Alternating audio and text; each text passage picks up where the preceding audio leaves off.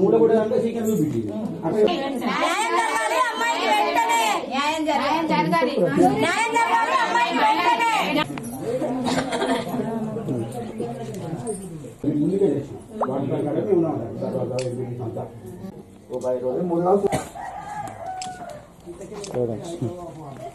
ఏమైందంటే ఓ మా దాంట్లో ఒక పెద్ద మనిషి అన్నాడు ఇక్కడ కొట్టకు ఏదైనా ఉంటే ఇంట్లో కొట్టుకో అది ఇట్లా ఏంటంటే మేము మొదటి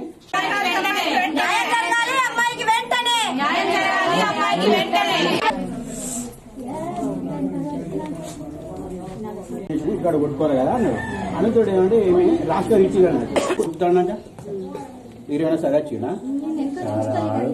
చెప్తాడు కదా ఇట్లా పోయినా అట్లా పోయినా ఒకటే అది చెప్పండి చెప్పకండి. ఇలానే అబ్బాయి 4 సంవత్సరాల నుండి నన్ను ప్రేమించి పెళ్లి చేసుకుంటా అని మాయమాటలు చెప్పి ఇప్పుడు పెళ్లి చేసుకున్నాని పరాడి నాకు న్యాయం జరగాలని కోరుకుంటున్నా.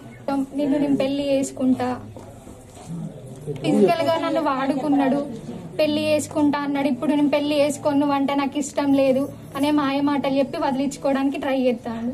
నాకు న్యాయం జరగాలని పోలీస్ స్టేషన్ దగ్గరికి పోతా కూడా వాళ్ళు నాకేం న్యాయం చేయలేదు. మేమిద్దరం పెళ్లి చేసుకోపోవడానికి కారణం వాళ్ళ తల్లిదండ్రులే.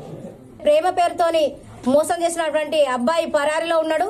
మరి అమ్మాయిని మోసం చేసిండు కాబట్టి ఒకే కులానికి చెందినా కూడా అమ్మాయిని 4 సంవత్సరాల ప్రేమ పేరుతోని మోసం చేసి పరారిలో ఉన్నటువంటి అబ్బాయి ఖచ్చితంగా ఈ ప్రభుత్వం కావచ్చో మరి పోలీసు డిపార్ట్మెంట్ కావచ్చో అందరూ కట్టుకలిసి అబ్బాయి ఎక్కడున్నా కూడా తీసుకొచ్చి అమ్మాయికి పెళ్లి చేయాలని చెప్పేసి ఈ రోజు కుల సంఘాలు అన్ని మద్దతు తెలుపుతున్నాయి.